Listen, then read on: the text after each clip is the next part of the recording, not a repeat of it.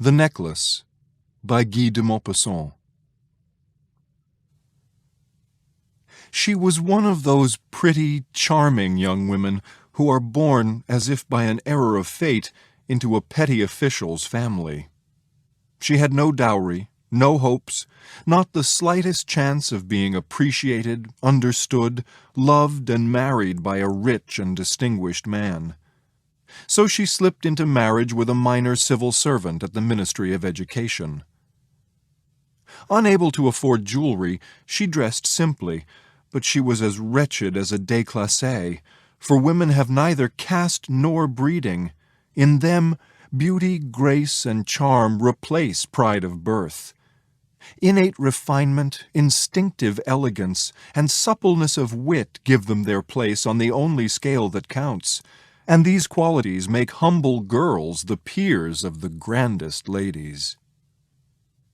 She suffered constantly, feeling that all the attributes of a gracious life, every luxury, should rightly have been hers. The poverty of her rooms, the shabby walls, the worn furniture, the ugly upholstery, caused her pain. All these things that another woman of her class would not even have noticed tormented her and made her angry. The very sight of the little Breton girl who cleaned for her awoke rueful thoughts and the wildest dreams in her mind. She dreamt of thick carpeted reception rooms with oriental hangings, lighted by tall bronze torches, and with two huge footmen in knee breeches, made drowsy by the heat from the stove, asleep in the wide armchairs. She dreamt of great drawing rooms upholstered in old silks, with fragile little tables holding priceless knickknacks, and of enchanting little sitting rooms redolent of perfume, designed for tea-time chats with intimate friends, famous, sought-after men whose attentions all women longed for. When she sat down to dinner at her round table with its 3-day-old cloth, and watched her husband opposite her lift the lid of the soup tureen and exclaim, delighted, "Ah, a good homemade beef stew, there's nothing better," she would visualize elegant dinners, with gleaming silver amid tapestried walls, peopled by knights and ladies and exotic birds in a fairy forest. She would think of exquisite dishes served on gorgeous china, and of gallantries whispered and received with sphinx-like smiles while eating the pink flesh of trout or wings of grouse. She had no proper wardrobe, no jewels, nothing.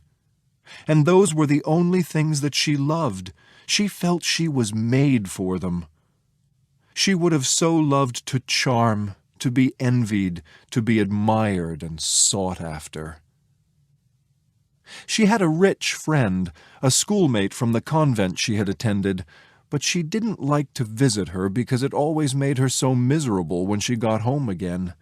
She would weep for whole days at a time from sorrow, regret, despair, and distress.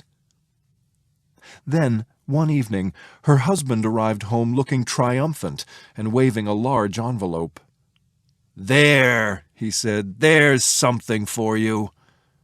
She tore it open eagerly and took out a printed card which said, "The Minister of Education and Madame Georges Ramponneau request the pleasure of the company of Monsieur and Madame Loisel at an evening reception at the Ministry on Monday, January 18th. Instead of being delighted, as her husband had hoped, she tossed the invitation on the table and muttered, annoyed, "What do you expect me to do with that?" "Why, I thought you'd be pleased, dear. You never go out, and this would be an occasion for you, a great one. I had a lot of trouble getting it. Everyone wants an invitation. They're in great demand, and there are only a few reserved for the employees. All the officials will be there." She looked at him, irritated, and said impatiently, "I haven't a thing to wear. How could I go?" It had never even occurred to him. He stammered, "But what about the dress you wear to the theater? I think it's lovely." He fell silent, amazed and bewildered to see that his wife was crying. 2 big tears escaped from the corners of her eyes and rolled slowly toward the corners of her mouth. He mumbled, "What is it? What is it?" But with great effort she had overcome her misery, and now she answered him calmly, wiping her tear-damp cheeks. "It's nothing. It's just that I have no evening dress, and so I can't go to the party. Give the invitation to one of your colleagues whose wife will be better dressed than I would be." He was overcome. He said, "Listen, Mathilde. How much would an evening dress cost? A suitable one that you could wear again on other occasions, something very simple?" She thought for several seconds, making her calculations and at the same time estimating how much she could ask for without eliciting an immediate refusal and an exclamation of horror from this economical government clerk. At last, not too sure of herself, she said, "It's hard to say exactly, but I think I could manage with 400 francs. He went a little pale, for that was exactly the amount he had put aside to buy a rifle so that he could go hunting the following summer near Nanterre with a few friends who went shooting larks around there on Sundays. However, he said, "Well, all right then. I'll give you 400 francs, but try to get something really nice." As the day of the ball drew closer, Madame Loisel seemed depressed, disturbed, worried, despite the fact that her dress was ready. One evening her husband said, "What's the matter? You've really been very strange these last few days." And she answered, "I hate not having a single jewel, not one stone to wear. I shall look so dowdy. I'd almost rather not go to the party." He suggested, "You can wear some fresh flowers. It's considered very chic at this time of year. For 10 francs you can get 2 or 3 beautiful roses." That didn't satisfy her at all. "No, there's nothing more humiliating than to look poverty-stricken among a lot of rich women." Then her husband exclaimed, "Wait, you silly thing! Why don't you go and see Madame Forestier and ask her to lend you some jewelry? You certainly know her well enough for that, don't you think?" She let out a joyful cry. "You're right! It never occurred to me!" The next day she went to see her friend and related her tale of woe. Madame Forestier went to her mirrored wardrobe, took out a big jewel case, brought it to Madame Loisel, opened it, and said, "Take your pick, my dear." Her eyes wandered from some bracelets to a pearl necklace, then to a gold Venetian cross set with stones of very fine workmanship. She tried on the jewelry before the mirror, hesitating, unable to bring herself to take them off, to give them back. And she kept asking, "Do you have anything else by chance?" "Why, yes. Here, look for yourself. I don't know which ones you'll like." All at once, in a box lined with black satin, she came upon a superb diamond necklace, and her heart started beating with overwhelming desire. Her hands trembled as she picked it up. She fastened it around her neck over her high-necked dress and stood there gazing at herself ecstatically. Hesitantly, filled with terrible anguish, she asked, "Could you lend me this one?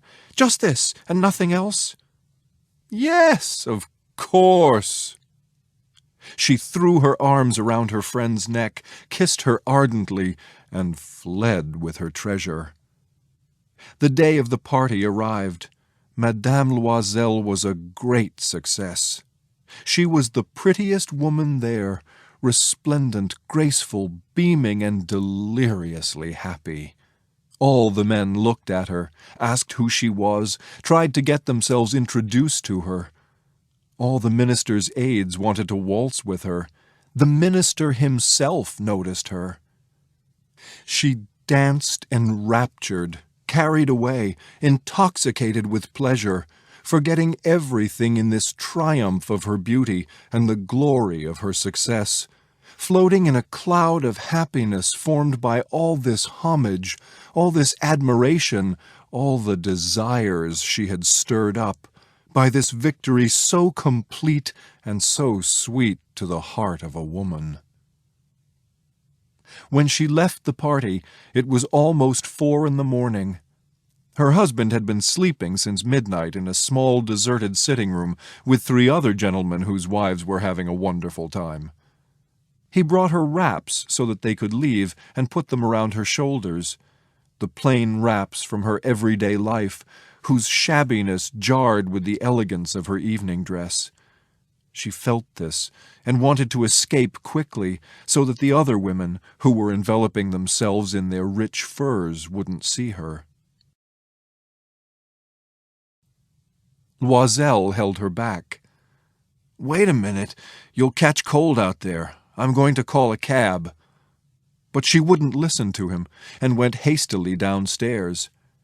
Outside in the street there was no cab to be found. They set out to look for one, calling to the drivers they saw passing in the distance. They walked toward the Seine, shivering and miserable. Finally, on the embankment, they found one of those ancient nocturnal broughams which are only to be seen in Paris at night, as if they were ashamed to show their shabbiness in daylight. It took them to their door in the Rue de Martyrs, and they went sadly upstairs to their apartment. For her, it was all over, and he was thinking that he had to be at the ministry by 10. She took off her wraps before the mirror so that she could see herself in all her glory once more. Then she cried out. The necklace was gone. There was nothing around her neck. Her husband, already half undressed, asked, "What's the matter?" She turned toward him in a frenzy. The necklace! It's gone!" He got up, thunderstruck. "What did you say? What? Impossible!" And they searched the folds of her dress, the folds of her wrap, the pockets, everywhere. They didn't find it. He asked, "Are you sure you still had it when we left the ball?" "Yes, I remember touching it in the hallway of the ministry." "But if you had lost it in the street, we would have heard it fall. It must be in the cab." "Yes, most likely. Do you remember the number?" "No." "What about you? Did you notice it?" "No." They looked at each other in utter dejection. Finally, Loisel got dressed again. "I'm going to retrace the whole distance we covered on foot," he said, "and see if I can't find it." And he left the house. She remained in her evening dress, too weak to go to bed, sitting crushed on a chair, lifeless and blank. Her husband returned at about 7 o'clock. He had found nothing. He went to the police station, to the newspapers to offer a reward, to the offices of the cab companies, in a word, wherever there seemed to be the slightest hope of tracing it. She spent the whole day waiting in a state of utter hopelessness before such an appalling catastrophe. Loisel returned in the evening, his face lined and pale. He had learned nothing. "You must write to your friend," he said, "and tell her that you've broken the clasp of the necklace and that you're getting it mended. That'll give us time to decide what to do." She wrote the letter at his dictation. By the end of the week, they had lost all hope. Loisel, who had aged 5 years, declared, "We'll have to replace the necklace." The next day, they took the case in which it had been kept and went to the jeweler whose name appeared inside it. He looked through his ledgers. "I didn't sell this necklace, madame. I only supplied the case." Then they went from one jeweler to the next, trying to find a necklace like the other, racking their memories, both of them sick with worry and distress. In a fashionable shop near the Palais Royal, they found a diamond necklace which they decided was exactly like the other. It was worth 40,000 francs. They could have it for 36,000 francs. They asked the jeweler to hold it for them for 3 days, and they stipulated that he should take it back for 34,000 francs if the other necklace was found before the end of February. Loisel possessed 18,000 francs left him by his father. He would borrow the rest. He borrowed, asking 1,000 francs from one man, 500 from another, 100 here, 50 there. He signed promissory notes, borrowed at exorbitant rates, dealt with usurers and the entire race of moneylenders. He compromised his whole career, gave his signature even when he wasn't sure he would be able to honor it, and, horrified by the anxieties with which his future would be filled, by the black misery about to descend upon him, by the prospect of physical privation and moral suffering, went to get the new necklace, placing on the jeweler's counter 36,000 francs. When Madame Loisel went to return the necklace, Madame Forestier said in a faintly waspish tone, "You could have brought it back a little sooner. I might have needed it." She didn't open the case, as her friend had feared she might. If she had noticed the substitution, what would she have thought? What would she have said? Mightn't she have taken Madame Loisel for a thief? Madame Loisel came to know the awful life of the poverty-stricken. However, she resigned herself to it with unexpected fortitude. The crushing debt had to be paid. She would pay it. They dismissed the maid. They moved into an attic under the roof. She came to know all the heavy household chores, the loathsome work of the kitchen. She washed the dishes, wearing down her pink nails on greasy casseroles and the bottoms of saucepans. She did the laundry, washing shirts and dishcloths which she hung on a line to dry. She took the garbage down to the street every morning and carried water upstairs, stopping at every floor to get her breath. Dressed like a working-class woman, she went to the fruit store, the grocer, and the butcher with her basket on her arm, bargaining, outraged, contesting each sou of her pitiful funds. Every month, some notes had to be honored, and more time requested on others.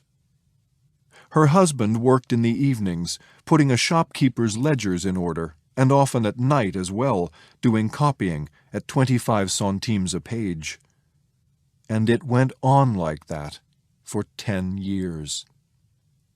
After 10 years, they had made good on everything, including the usurious rates and the compound interest. Madame Loisel looked old now. She had become the sort of strong woman, hard and coarse, that one finds in poor families.